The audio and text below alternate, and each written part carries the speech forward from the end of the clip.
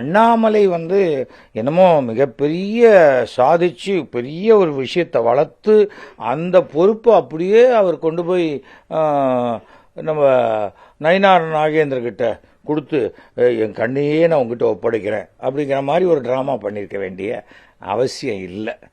அதான். ஆனால் நயினார் நாகேந்திரன் ஒரு சிறப்பான ஒரு சம்பவம் செஞ்சார். அண்ணாமலைக்கு ஒரு செருப்பு வாங்கி கொடுத்தார்.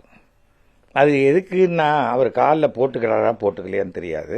நேற்றுக்கு சனிக்கிழமை செருப்பு தானம் பண்ணினா அது சனி நம்மளை விட்டு போகும்னு அர்த்தம். யார் வாங்கிக்கிறாங்களோ அவங்களை சனி பிடிக்கும்னு ஒரு அர்த்தம். இதெல்லாம் நடக்கக்கூடிய விஷயம். அண்ணாமலை ஏதோ ஓசியில் கிடைக்குதுன்னு அது சந்தோஷமாக வாங்கி போட்டுக்கிறேன். எங்கள் வீட்லேயே 10 ஜோடி செருப்பு இருக்குது, நான் வீட்டில் போய் போட்டுக்கிறேன் அப்படின்னு சொல்லக்கூட தெரியாத அளவுக்கு அண்ணாமலை அங்கே மழுங்கடிக்கப்பட்டு விட்டார். அவ்வளோதான்.